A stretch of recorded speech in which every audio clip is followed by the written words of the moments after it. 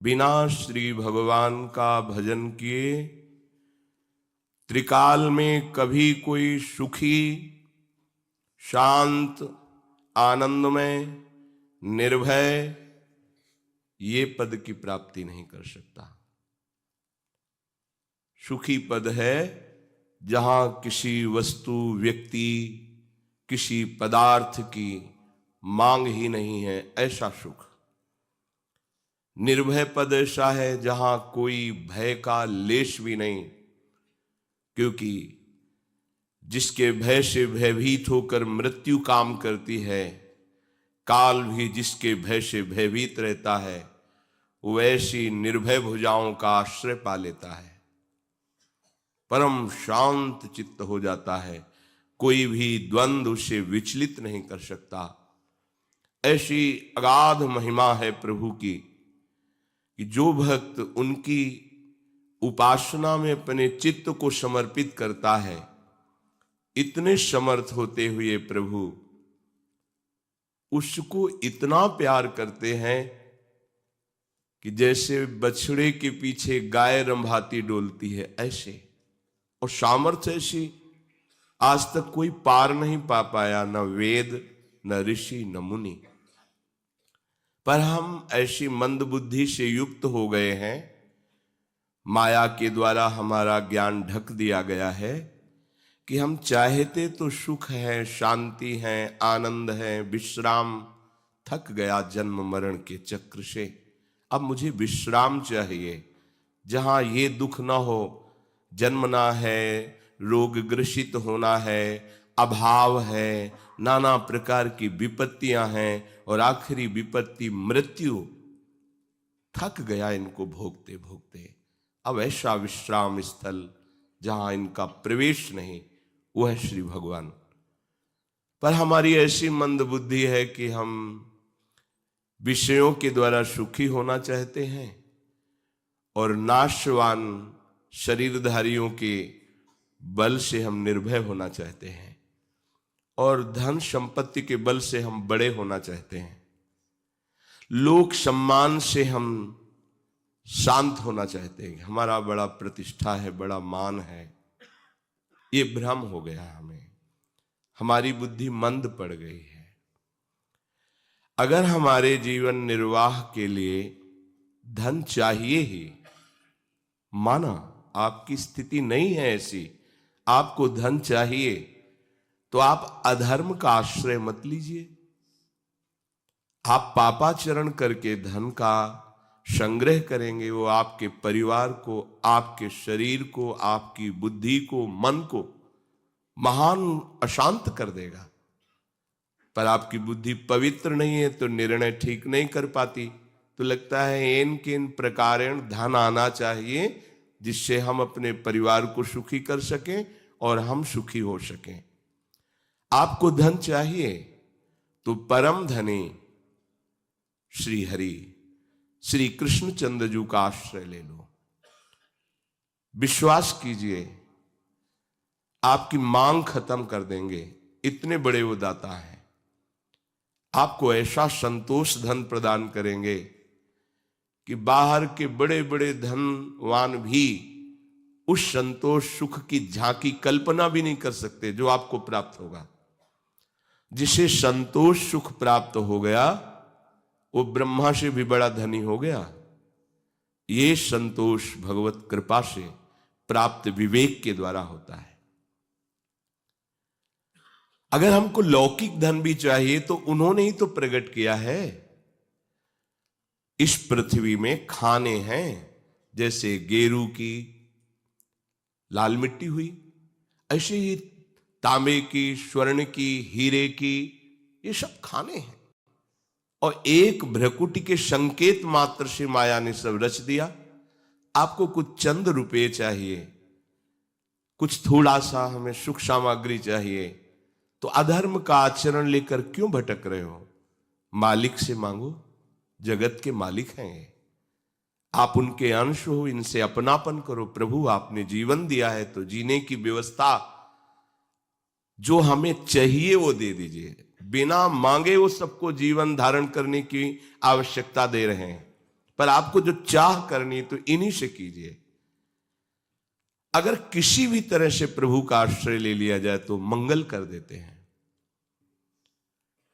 भगवान का आश्रय लो, नहीं तो छूट दिए। भगवान को दया नहीं आती? नहीं। क्यों? क्योंकि कष्ट है ही नहीं। जो भगवान का अंश आत्मा है उसे कभी कोई मार ही नहीं सकता, और शरीर टिक नहीं सकता, परिवर्तनशील है। उनकी दृष्टि में कोई दुख नहीं है। तुम्हारी दृष्टि में दुख, अगर निवृत्त करना चाहते हो दुख और भय को, तो पुकारो भगवान को, दूसरा उपाय नहीं। ये जो दूसरा उपाय लेते हो वो दुख ही है। दुख से दुख की निवृत्ति नहीं हो सकती। अगर हमें दुख से निवृत्ति, संकट से निवृत्ति पानी है तो श्री भगवान की। अश्वत्थामा को जब पांडवों ने निस्तेज कर दिया तो ब्रह्म ऋषि की संतान है, भले वो धनुर्वेद ज्ञाता है पर है तो ब्रह्म ऋषि। तो ब्रह्मणत्व से संपन्न और ब्रह्मास्त्र का ज्ञाता, उसने सोचा अब कुछ भी हो इनके वंश का ही नाश कर देंगे। कर सकता था, अगर भगवान का आश्रय हो तो निश्चित कर सकता था, क्योंकि उसमें ब्रह्म तेज भी विद्यमान था और ब्रह्मास्त्र का भी ज्ञाता था। तो उसने 5 बाण ब्रह्मास्त्र से संधान करके पांडवों के ऊपर छोड़े और 1 बाण ब्रह्मास्त्र से संधान करके उत्तरा के गर्भ में वंश निर्वीच कर दूंगा, ऐसा उसने संकल्प किया। ये अमोघ अस्त्र है ब्रह्मास्त्र, इसे कोई काट नहीं सकता। जैसे नारायणास्त्र है, कोई नहीं काट सकता। ये सब अमोघ दिव्यास्त्र हैं, ये भगवत स्वरूप है। अब तो इनके धारण करने की क्षमता ही नहीं, वो तेज ही नहीं, वो तप ही नहीं, वो मंत्र ही नहीं है। जो ही उत्तरा ने देखा कि ये जाज्वल्यमान ब्रह्म तेज से संपन्न ब्रह्मास्त्र आ रहा है, अब तो ये भस्म कर देगा, कोई नहीं बचा सकता, कोई नहीं बचा। ये ऐसा है, कोई नहीं बचा सकता। किसी की तरफ उनकी वृत्ति ही नहीं गई, सीधे भगवान श्री कृष्ण की तरफ भागी हो। अपने गर्भ की रक्षा के लिए श्री भगवान कहीं दूर नहीं है, हम सबके हृदय में हैं। हम जहां हैं वहां हैं, क्योंकि जब सब जगह हैं तो यहां भी हैं, सब में हैं तो हम में भी हैं, सबके हैं तो हमारे भी हैं। सर्वशक्तिमान है, वो सब कुछ कर सकते हैं। पाहि पाहि महायोगिन देव देव जगतपते, नान्यम त्वद भयम पश्ये यत्र मृत्यु परस्परम। बड़ी सुंदर बात कही। त्राहिमाम प्रभु त्राहिमाम, मेरी रक्षा कीजिए, क्योंकि आपके अतिरिक्त त्रिभुवन में कोई ऐसा नहीं जो मेरी रक्षा कर सके। ये बात किसी विशेष भक्त के हृदय में आती है। ये बात द्रौपदी के भी हृदय में नहीं आई थी। केवल प्रभु का आश्रय नहीं लिया था उन्होंने, 5 पतियों का आश्रय लिया था, सभा में बैठे धर्मात्माओं का आश्रय लिया था, अपनी भुजाओं का आश्रय लिया था, अपने दांत का आश्रय लिया था, केवल प्रभु का। कोई भी विपत्ति आते ही सीधे हरि शरणम। अगर तुम्हारा कुछ बिगाड़ ले तो हमें बताना, कहीं भी कोई भी विपत्ति हो। पर आपने भगवद आश्रय नहीं लिया तो उस समय भगवद स्मृति ही नहीं आएगी। ध्यान देना, ये सिद्ध सूत्र है, हरि स्मृति सर्व विपद विमोक्षणम। जहां तुम्हें कोई नहीं बचा सकता विपत्ति से, वहां मेरे हरि बचा लेंगे। हम कह रहे परीक्षा करके देखो, अगर तुम्हें असत्य लगे तो हमें बताना, पर कोई अन्य आश्रय न रखना।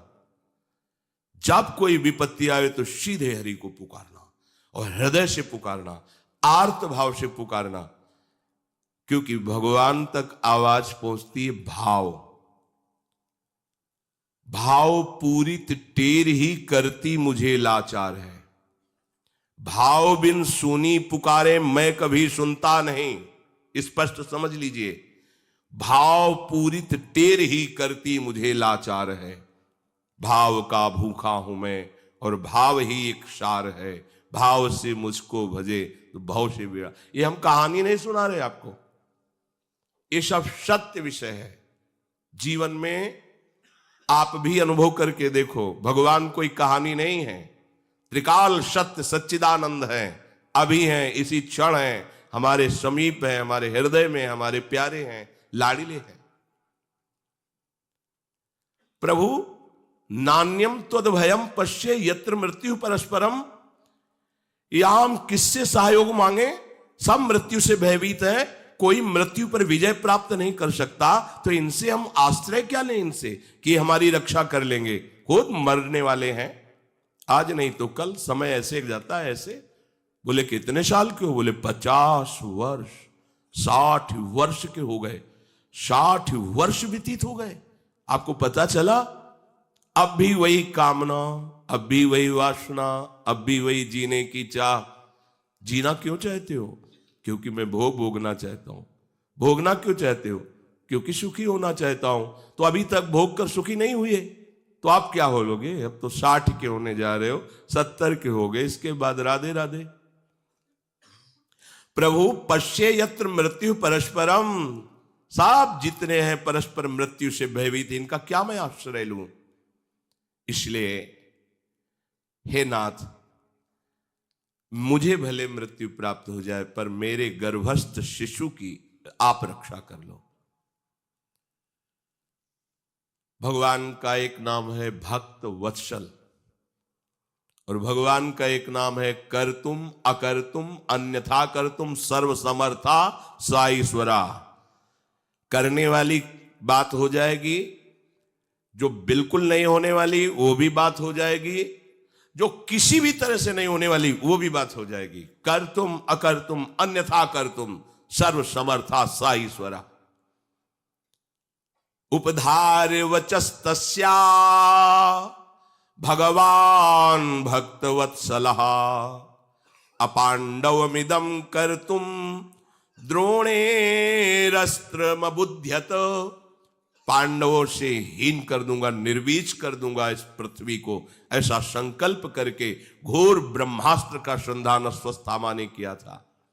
पर भक्तवत्सल भगवान तुरंत सुदर्शन चक्र को आज्ञा करी, ब्रह्मास्त्र के तेज को शांत कर दो। भगवान का निज पार्षद सुदर्शन चक्र, जिसका त्रिभुवन में कोई जोड़ नहीं, सिर्फ भगवान, दूसरा कोई नहीं उसे शांत कर सके। सुदर्शन जी को कोई शांत कर दे, किसी में सामर्थ्य नहीं। भगवान लीला विहारी हैं, ये उन्हीं के दिव्य अस्त्र, उन्हीं के स्वरूप है। ब्रह्मास्त्र को एक क्षण में शांत किया, जो 5 ब्रह्मास्त्र पांडवों की तरफ आ रहे थे, और गर्भस्थ शिशु की रक्षा के लिए सुदर्शन को आदेश नहीं किया।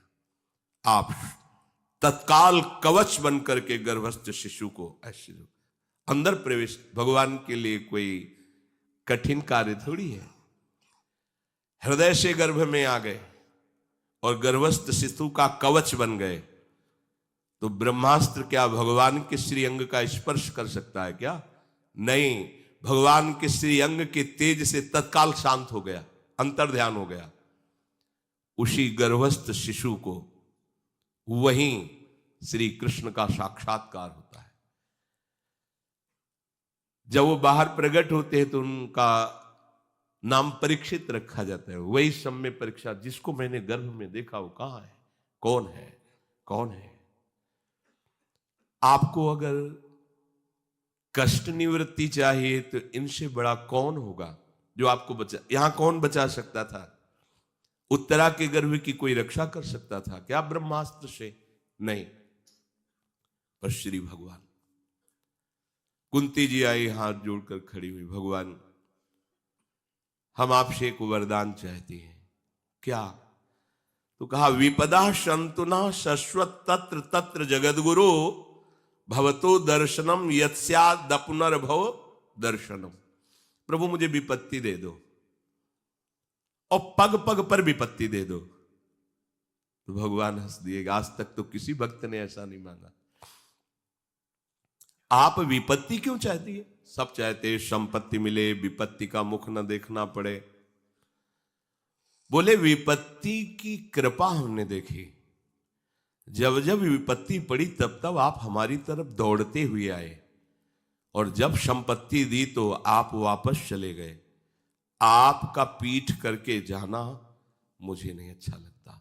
मुझे हर क्षण विपत्ति में रखो, जिससे हर क्षण आपका मैं दर्शन करूं, और आपका दर्शन जीव का पुनर्भव है, वो जन्म मरण के चक्र से छूट जाता है। यद्यपि भक्त हृदय ही ऐसी चाह करेगा, संसारी पुरुष तो चाह नहीं करेगा कि हमें पग पग पर विपत्ति मिले। लेकिन आपको सच्ची कहते हैं, असाध्य रोग, समाज की प्रतिकूलता और विविध प्रकार के तिरस्कार, अपमान, ये जिस ऊंचाई पर पहुंचाते हैं, भगवद आश्रित को, भगवद आश्रित शब्द है, भगवद आश्रित, भगवद आश्रित नहीं तो दुर्गति है। फिर भगवद आश्रित को उस ऊंचाई पर कोई साधना नहीं पहुंचा सकती, क्योंकि सीधे श्री भगवान के चरणों का आश्रय होता है।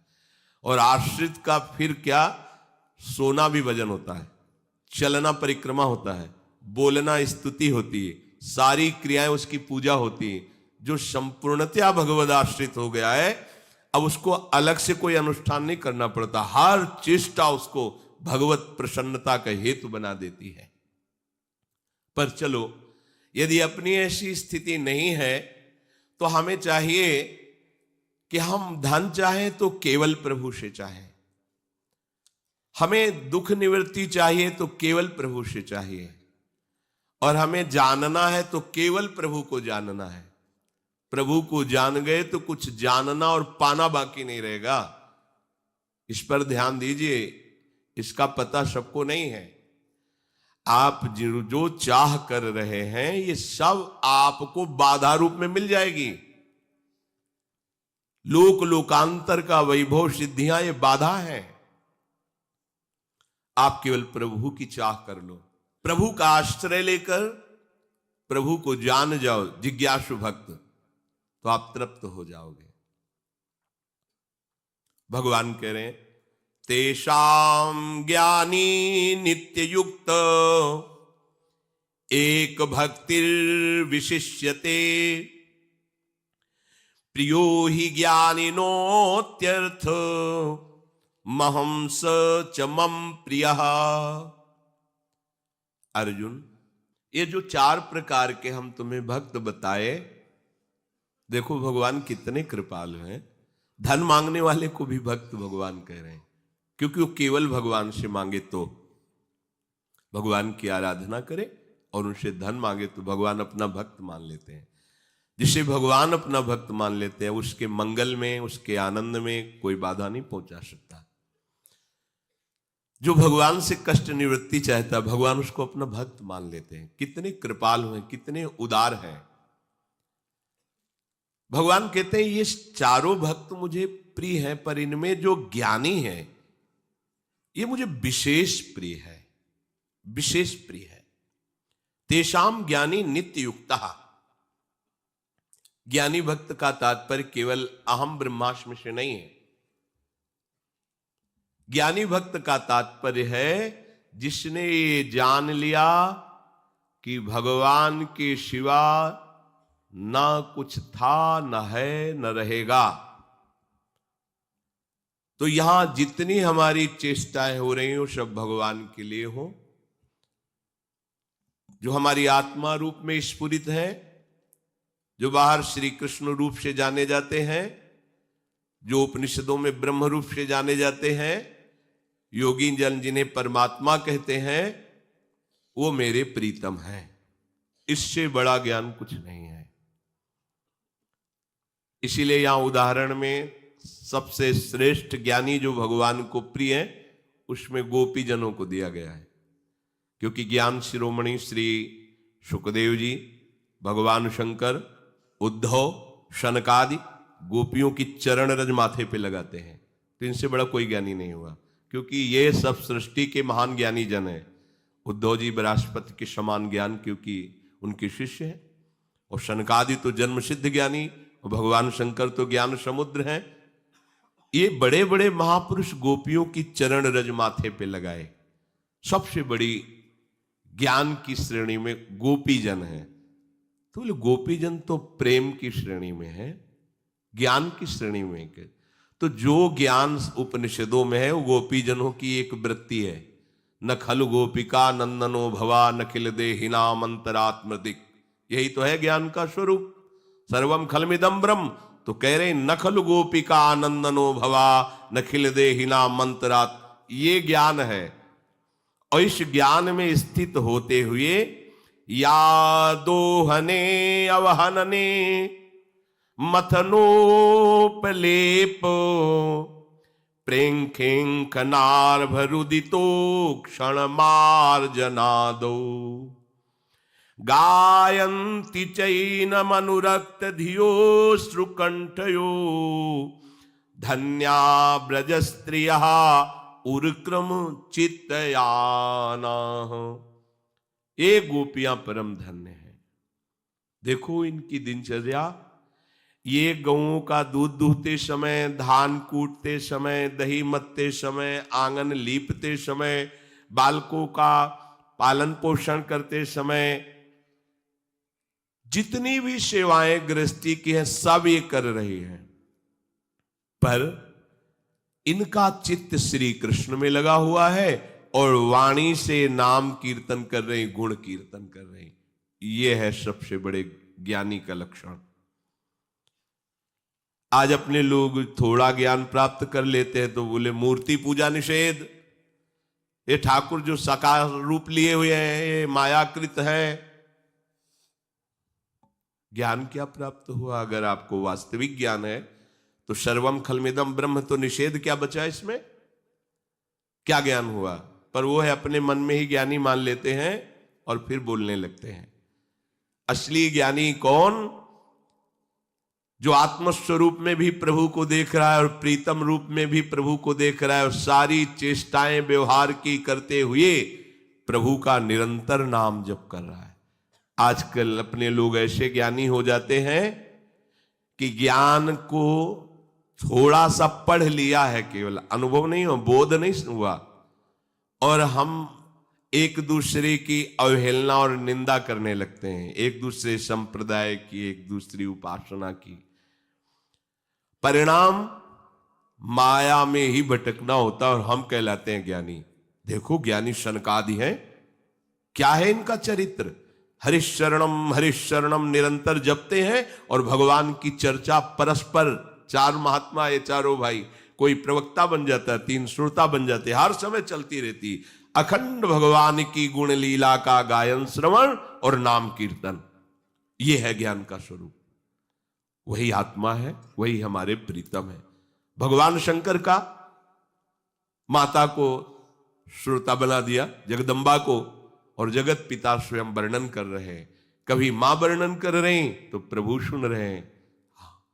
निरंतर नाम जप करते हुए जहां जहां भगवान की अवतार लीला की कथा होती ये पहुंच जाते हैं भगवान शिव सुनने। आजकल हम ऐसे ज्ञानी हैं, भगवान की चर्चा निषेध, भगवान की पूजा निषेध, भगवान के अवतार को भी ना मानना, और हम ज्ञान वर्णन करते हैं। तो क्या होता है फिर? ये जो त्रिगुणात्मिका माया है फिर ऐसे भगवान बनने वालों को बता देती है कि नहीं तुम भगवान नहीं हो, भगवान तो कोई और है, बता देती है। अहम ब्रह्मास्मि, हाँ है, एक मार्ग है ऐसा, ये नहीं कि हम नहीं जानते वो मार्ग है। उस मार्ग में जब हम तन्मयता प्राप्त करते हैं तो तरंग समुद्र में लीन हो गई, ऐसे वो ब्रह्म स्वरूप हो गया। अब तरंग का नाम रूप नहीं बचा, खो दिया तो समुद्र हो गई। पर जब तक नाम रूप था तब तक तरंग ही है, समुद्र में ही खेल रही है। समुद्र ऐसी अनंत तरंगे पैदा करता है, एक भी तरंग में ऐसी ताकत नहीं कि समुद्र पैदा कर ले। हाँ, वो समुद्र ही है, जहां उसका नाम रूप खोया वो समुद्र में लीन हो गई। ये बात है अहम ब्रह्मास्मि की। आज तक कोई ऐसा महात्मा ब्रह्मबोध संपन्न नहीं हुआ कि मध्याह्न का सूर्य अंतर्ध्यान चंद्रमा प्रकट हो गया, बीच में रात्रि प्रकट कर दी। भागवती क्रम की तो बात जाने दो, प्रकृति के क्रम को कोई बदल दे ऐसा कोई पैदा नहीं हुआ। भगवान के समान सिर्फ भगवान है, उनका चिंतन करके हम उनमें लीन हो जाते हैं, इसलिए उनको भी भगवत स्वरूप ही कहते हैं। पर कोई भगवान के नाम को मिटा के, भगवान की सेवा को मिटा के, भगवान की रूप लीला को मिटा के अपना चरित्र गवावे, अपनी पूजा करवावे, अपना नाम जपवावे, अपने को भगवान साबित करना चाहे तो फिर माया कसौटी में कस लेगी, क्योंकि वो दूसरा पति नहीं स्वीकार करती है, वो अनन्य है। मायापति तो एकमात्र श्री हरि है। अगर दूसरा कोई पति बनना चाहेगा तो उसकी गति कर देती है, जिसके आगे दा और छोटा की मात्रा लग जाती है, अब पूरा समझ लो तो दुर्गति कर देती है बड़े बड़ों की। इसलिए ये बड़े बड़े सृष्टि के महात्मा जन जो ब्रह्मबोध संपन्न है वो भी हरि शरणम बोलते हैं। हे हरि मैं आपकी शरण में हूं, चाहे कोई भी हो। अगर हमारे प्रभु का भजन नहीं करता, देखो हमने देखा है ब्रह्मलीन संपन्न महापुरुषों को, जब उनको प्रणाम करो तो कहते हैं नारायणाय नारायणाय, और उनके प्रणाम करने की शिक्षा उन्हीं से मिली कि ओम नमो नारायणाय। स्वामी जी ओम नमो नारायणाय, वो कहते हैं नारायणाय ना, ये हरि का ही तो नाम लिवा रहे हैं। आपस में मिलेंगे हरि ओम, नाम भगवान का स्मरण करें, हरि ओम ये नाम लेंगे। स्वामी जी ओम हरि, बोले हरि ओम, ओम हरि, ओम हरि। ओम प्रणव भगवान का नाम, हरि भगवान का नाम। कोई भी ज्ञानी कैसे भगवान के नाम की निंदा कर सकता है, कैसे भगवान की रूप सेवा का निषेध कर सकता है, कैसे भगवान की लीला गुण गायन के बिना जी सकता है। पूज्यपाद ब्रह्मलीन महामहिम श्री उड़िया बाबा जी महाराज जहां बैठते वहीं भगवत चर्चा शुरू करवाते। ऐसे यहां कथा हो रही, आप पद्मासन लगाए बैठे, रास हो रही, आप पद्मासन में बैठे। आज हम ऐसे ज्ञान प्राप्त कर लेते हैं कि भगवान का ही अस्तित्व मानना मना कर देते हैं। तो ये ज्ञान नहीं, भगवान यहां कह रहे कि तेषाम ज्ञानी नित्य युक्त एक भक्तिर विशिष्यते, वो ज्ञानी मुझे बहुत प्रिय है जो निरंतर मेरा स्मरण करता रहता है। भगवद स्मरण रहित जीवन अज्ञान ही है। अगर ज्ञानियों में किसी को अग्रणी कहा गया है तो श्री हनुमान जी महाराज के आगे शब्द पाया गया है, बुद्धिमताम वरिष्ठम, वरिष्ठम सबसे श्रेष्ठ, ज्ञानिनाम अग्रगण्यम। पर भगवान राम जी के ऐसे चरण कर कमल में लिए हुए मुख में निरंतर श्या राम रोम रोम कीर्तन करता रहता। ये देखो ज्ञानी, ज्ञान शिरोमणि हरिवाहन श्री गरुड़ जी महाराज, उनके आगे गरुड़ महाज्ञानी गुण राशि। सेवा क्या है? भगवान को अपनी पीठ पर विराजमान करके उनकी आज्ञा के अनुसार विचरण करते हैं और उनके पंखों से शाम वेद का गायन होता रहता है। हम ज्ञान का तात्पर्य नहीं समझ पाते, ज्ञान के सूत्रों का अनुभव हुआ नहीं, इसलिए व्यर्थ के ज्ञानी मान करके अवहेलना करते। अरे जितने भी ज्ञान के शब्द हैं वो भगवान शिव से प्रकाशित हुए हैं, वही शंकराचार्य जी के रूप में, और शिव जी के मस्तक पर हमारे हरि का चरणामृत विराजमान है। क्या प्रमाण तुम्हें चाहिए? भगवान शंकर निरंतर चरणामृत हरि का अपने माथे पे रख करके उनका गुणगान करते रहते हैं। जो ज्ञानाभिमान में भगवान के नाम की, रूप की, लीला की, धाम की अवहेलना करे, ऐसे ज्ञानी को मन से भगवत स्वरूप मानकर प्रणाम करो, उनके वचन मत सुनना, हमारी प्रार्थना है, नहीं तो तुम्हारा जीवन व्यर्थ चला जाएगा। जो हमारे प्रभु श्री हरि के नाम की, उनके रूप की, उनकी लीला की, उनके धाम की महिमा की निंदा करे, वो अज्ञानी ही है, कहीं भी कोई भी हो। क्योंकि जो ज्ञानी है उसके लिए तो निंदा का पात्र कोई बचता ही नहीं है, क्योंकि ज्ञान का स्वरूप ही है सर्वम खलमिदम ब्रह्म नेनानास्ति किंचन। ज्ञान का स्वरूप ही है ईशावास्मिदम सर्वम यत्किंचे जगत्याम जगत। एक कण भी जगत का ऐसा नहीं जो हमारा ईश्वर न विद्यमान हो, यही तो ज्ञान है। अब वो निंदा क्यों करेगा? उसकी रुचि है, अभेद भक्ति के द्वारा वो भगवान में लीन हो जाता है। पर निंदा स्तुति तो अज्ञान का लक्षण है। किसी व्यक्ति की अवहेलना नहीं करेगा ज्ञानी, फिर श्री भगवान के नाम रूप की अवहेलना कैसे कर सकता है? भगवान की सेवा में लगे हुए जनों की अवहेलना कैसे कर सकता है? तो इसीलिए यहां उदाहरण में कहा कि भगवान को ज्ञानी बहुत प्रिय है, पर वो जो निरंतर भगवान के स्मरण में तन्मय है और भगवान की लीला गुण का गायन करता रहता है, चाहे श्री शुकाचार्य जी हो या शौनक जी हो या सूत जी हो, इनको कोई ज्ञान की कमी है क्या? पर देखो ना, ये भगवत चरित्र रस के कितने रसिक है। हर समय श्री सुखदेव जी भागवत का श्लोक उच्चारण करते रहते हैं, बिना भगवत लीला के जी नहीं सकते। इनकी जैसे व्यसनी का नशा होता है कि इसके बिना हम नहीं रह सकते, ऐसे ही ये ज्ञानियों का नशा है भगवान का चरित्र, भगवान का लीला गुण श्रवण। एक भक्तिर विशिष्यते, ज्ञान वही जिसमें भगवत प्रेम प्रकट हो जाए।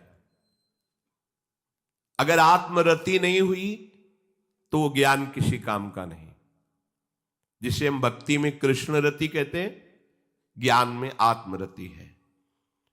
वो आत्मावान, आत्म क्रीड़ारत स्वरूप स्थित महात्मा वो भगवान का ही स्वरूप है,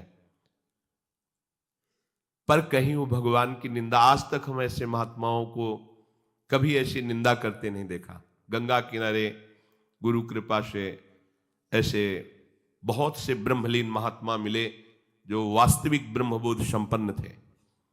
अब तो बस केवल शास्त्रों में लिखा है और बातों में है। ब्रह्मबोध प्राप्त करना बहुत कठिन बात है। साधारण भक्ति में चलना तो हो नहीं पा रहा ब्रह्मबोध, लेकिन अब धीरे धीरे वो पवित्रता, वो साधन, वो संयम, वो निष्ठा, वो सब जा रही है। एकमात्र उपाय है श्री भगवान का आश्रय लेकर नाम जप करो, वही स्थिति प्राप्त हो जाएगी।